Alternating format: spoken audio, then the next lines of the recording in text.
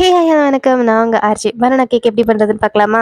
இதுக்காக மிக்ஸி ஜாரில் கொஞ்சமாக ஏலக்காய், அதுக்கப்புறம் வாழைப்பழம் பிச்சு போட்டுக்கலாம். அது கூடவே சர்க்கரை, நெய் தேவையான அளவுக்கு திகட்டும். நீங்கள் எவ்வளோ தேவையோ அது நீங்கள் ஆட் பண்ணிக்கோங்க.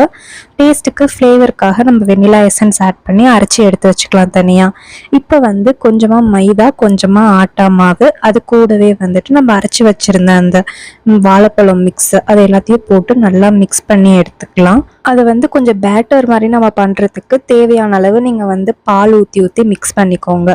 இப்போ அந்த பேட்டரை நம்ம ஒரு கண்டெய்னரில் கீழே நெய் தடவிட்டு பட்டர் பேப்பர் இருந்தால் அதை கூட நீங்கள் வச்சுக்கோங்க.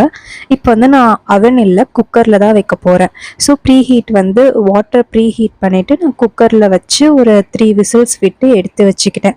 நல்ல வாழைப்பழம் பழுத்துருச்சு இல்லை பழுக்க போகுது, தூக்கியும் போட முடியாது, வேஸ்ட் பண்ண முடியாதுன்னு இருக்கும்ல, அதெல்லாம் வச்சு தான் இதை நான் செஞ்சுருக்கேன். வாழைப்பழம் நிறையா இருந்தால் இதை ட்ரை பண்ணி பாருங்கள், தூக்கி போடாதீங்க. சப்ஸ்கிரைப் பண்ணிக்கோங்க.